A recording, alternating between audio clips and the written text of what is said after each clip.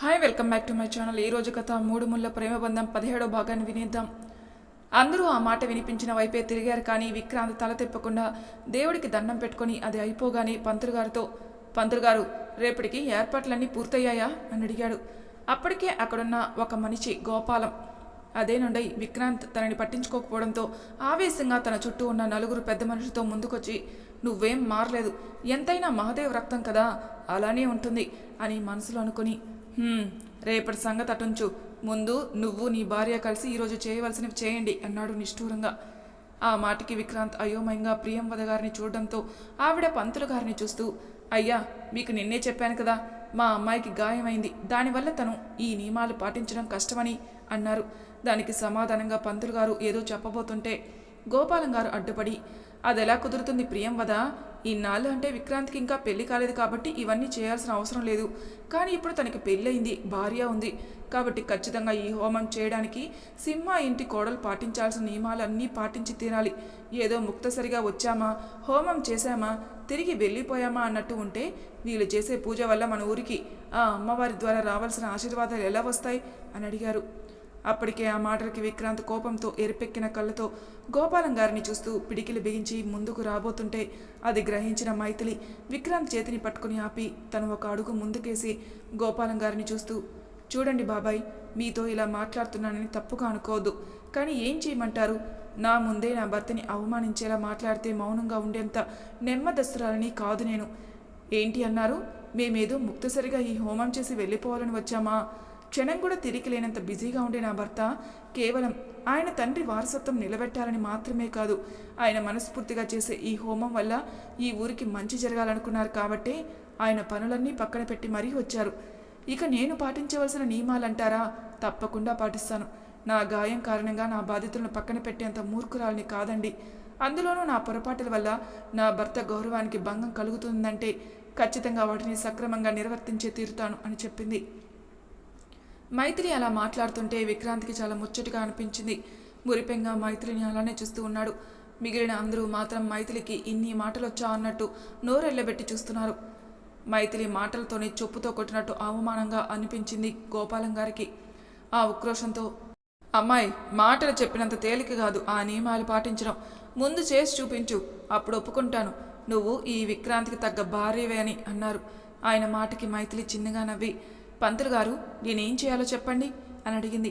మైథిలి అలా అడగగానే ప్రియంవద గారు కంగారుగా మైథిలి దగ్గరకు వచ్చి, అమ్మా మైథిలి, నా మాట విను, ఇప్పుడు ఇవన్నీ వద్దు, అసలే గాయం ఇప్పుడిప్పుడే నయం అవుతుంది, ఇలాంటి టైంలో ఇవన్నీ చేస్తే మళ్ళీ అది ఎక్కువయ్యే ప్రమాదం తల్లి, నా మాట విను అని నచ్చ చెప్పడానికి ప్రయత్నించారు. కానీ మైథిలి ఎవరి మాట వినడానికి సిద్ధంగా లేదు.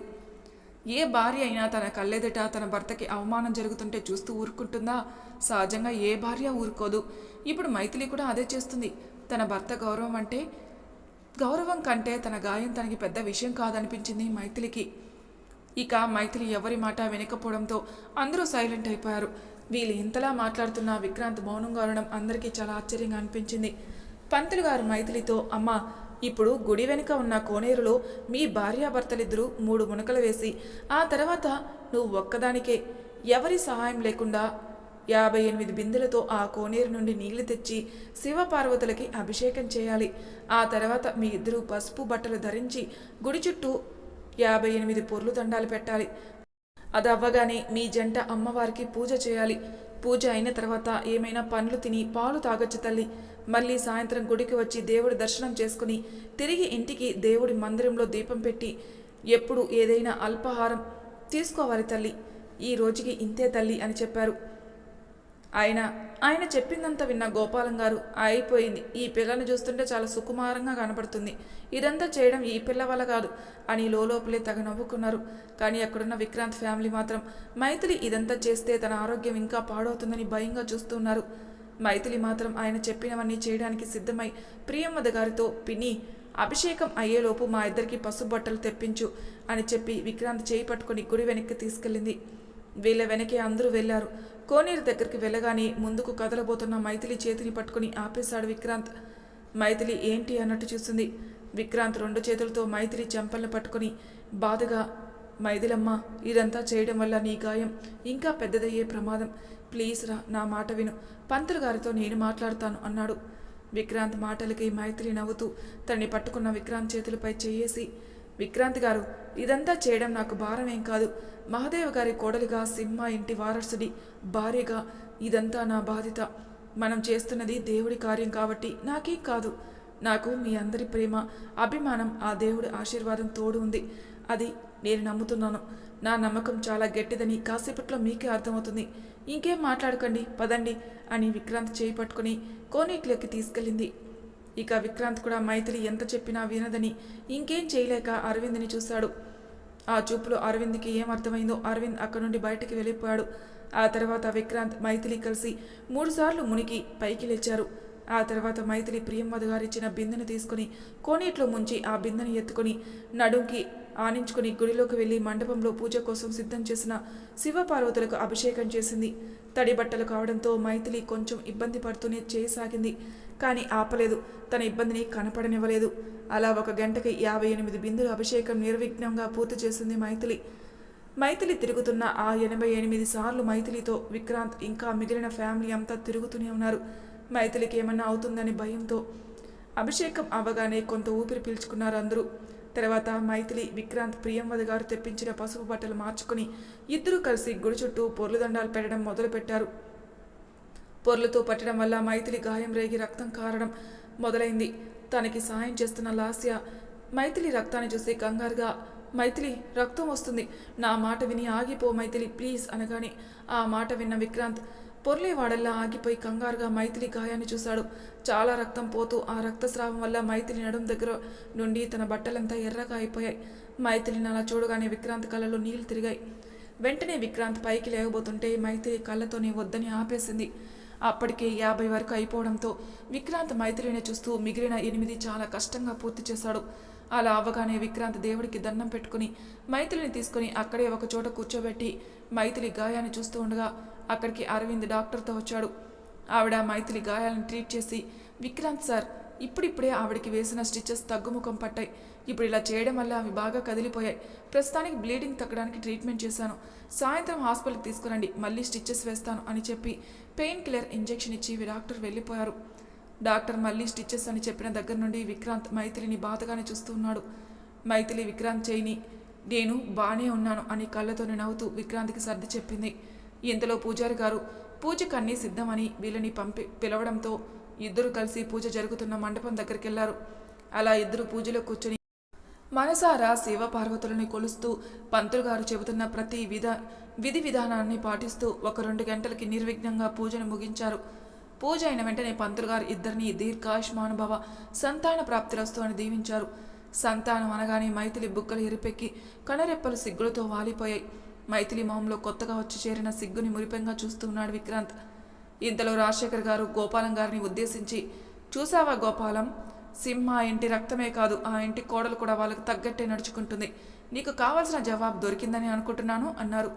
అసలే మైథిలి తన గాయాన్ని కూడా లెక్క చేయకుండా ప్రతి నియమాన్ని, పద్ధతిని కరెక్ట్గా పాటించడంతో గోపాలం ఫ్యూజులు ఎగిరిపోయాయి. ఇప్పుడు రాజశేఖర్ గారి మాటలకి అందరి ముందు తల కొట్టేసినట్టు అనిపించింది. ఇక అక్కడ ఉండలేక వెంటనే అక్కడి నుండి వెళ్ళిపోయారు. తర్వాత పంతులు గారితో కాసేపు అందరూ కలిసి ఇంటికి బయలుదేరడానికి బయటకు వచ్చారు. కారు ఎక్కబోతున్న మైథిలి విక్రాంతులను ప్రియంవద గారు ఆపి, నాన్న విక్కీ, మైథిలి చేత మన ఇంట్లోని దీపం పెట్టించాలన్నారు కదా, నేను ఆల్రెడీ మన మహాలంతా శుభ్రం చేయించాను. మనం ఇప్పుడు అక్కడికి వెళ్ళాలి, మీరిద్దరూ జాగ్రత్తగా రండి అని చెప్పి అందరూ వెళ్ళిపోయారు. విక్రాంత్ మైథిలిని జాగ్రత్తగా కారులో కూర్చోబెట్టి డ్రైవింగ్ సీట్లో కూర్చొని కార్ స్టార్ట్ చేశాడు. మైథిలి పొద్దున లేచేసరికి గాయం రేగడం, పొద్దుటి నుండి ఏమీ తినకపోవడం, గుడిలో ఇవన్నీ చేయడం వల్ల నీరసం వచ్చేసి పక్కనే ఉన్న విక్రాంత్ భుజం మీద వాలిపోయి కళ్ళు మూసుకుంది. విక్రాంత్ కార్ని డైరెక్ట్గా హాస్పిటల్ ముందాపి మైథిలిని ఎత్తుకుని లోపలికి తీసుకెళ్లాడు. మైథిలి ఎంత వద్దు అని చెబుతున్నా విక్రాంత్ మైథిలిని గుళ్ళో ట్రీట్ చేసిన డాక్టర్ దగ్గరే స్టిచెస్ వేయించి మెడిసిన్స్ తీసుకుని మళ్ళీ మైథిలిని జాగ్రత్తగా ఎత్తుకుని కారులో కూర్చోబెట్టి కార్ స్టార్ట్ చేశాడు. ఆ కారు ఒక పెద్ద మహల్ ముందాగింది. మైథిలిని ఆ మహల్ని చూస్తూ ఆశ్చర్యంగా చూస్తూ ఉండగానే విక్రాంత్ వచ్చి మైథిలిని ఎత్తుకుని ఆ మహల్ గుమ్మంలో అడుగు పెట్టబోతుండగా ప్రియంవద గారు ఆగండి అంటూ వారిని ఆపేసి మేఘనాని పిలిచి వాళ్ళకి హారతి ఇమ్మని చెప్పారు.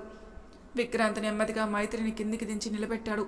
మేఘన హారతిచ్చాక ఇద్దరు లోపలికి వెళ్తుంటే లాస్య, అరవింద్, విరాట్, సాత్విక్, ఆగండి, మీ పెళ్ళి ఎలాగో మేము చూడలేకపోయాం, కనీసం ఈ సరదా అయినా తీర్చండి అన్నారు. వాళ్ళ మాటలేం అర్థం కాక మైథిలి, విక్రాంతులు అయోమయంగా చూస్తున్నారు. వాళ్ళందరూ వీళ్ళిద్దరిని చూసి నవ్వుకుంటూ, మీరు మీ పేర్లు చెప్పి అప్పుడు లోపలికి రండి అన్నారు. ఆ మాటలకి విక్రాంత్ అయోమయంగా, అదేంట్రా మా పేర్లు మీకు తెలియదా ఏంటి, కొత్తగా చెప్పమని అడుగుతున్నారు అన్నాడు. మైథిలికి మాత్రం విషయం అర్థమై సిగ్గుతో తలదించేసుకుంది. విక్రాంత్ అలా అనగానే అరవింద్, ఒరే విక్కీ, ఎప్పుడు బిజినెస్ వర్క్ ప్రాజెక్ట్ అని తిరిగితే ఇదిగో ఇలానే ఉంటుంది, కర్మ కర్మ అంటూ తల కొట్టుకుంటూ ఉంటే విరాట్ నవ్వుతూ, అవునరా, కనీసం మాతో కలిసి సినిమాలు చూసినా మేము ఇలా ఎందుకు అడుగుతున్నామో తెలిసేది అన్నాడు. అరవింద్ విరాట్ల యాక్షన్లు చూసి నవ్వుకుంటూ, ఏంట్రా మరి ఓవర్ చేస్తున్నారు అని అడిగాడు. ప్రియంవద గారు, ఇక ఇది ఇప్పట్లో తేలేది కాదని, విక్కీ ఇది ఆచారం నాన్న, కొత్తగా పెళ్ళైన జంట మొదటిసారి ఇంట్లో అడుగుపెట్టే ముందు వరుసైన వాళ్ళందరూ కలిసి సరదాగా చేయిస్తారు, వీళ్ళు అందుకే మిమ్మల్ని ఆపేశారు, మీరు ఒకరి పేరు ఒకరు చెప్పి లోపలికి రండి అని చెప్పి ఆవిడ లోపలికి వెళ్ళిపోయారు. ఆవిడ అలా వెళ్ళగానే ఇక గ్యాంగ్ అంతా వీళ్ళని ఆడుకోవడం మొదలుపెట్టారు. విక్రాంత్కి ఇక వీళ్ళు వదలరని అర్థమై మైథిలిని చూశాడు. మైథిలి అప్పటికే సిగ్గుతో ఎవరిని చూడలేక తలదించుకుని ఉంది. మైథిలిని అలా చూడగానే విక్రాంత్ పెదాలు అందంగా విచ్చుకున్నాయి. ఆ వెంటనే నవ్వుతూ మైథిలి భుజం చుట్టూ చేయేసి దగ్గరికి తీసుకుని, ముందు నేను చెప్పను అన్నాడు. ఆ మాటకి అందరూ నవ్వుకుంటుంటే మైథిలి మాత్రం చిరుకోపంగా చూసింది. మేఘనా, సాత్విక్, అమ్మా ముందు నువ్వే చెప్పు అని గొడవ చేయడంతో ఇక తప్పక తల వంచుకుని సిగ్గుపడుతూ, నేను నా భర్త విక్రాంత్ గారు వచ్చాం అని చెప్పింది. ఆ మాటకి విక్రాంత్ ఇంకా అందంగా నవ్వాడు.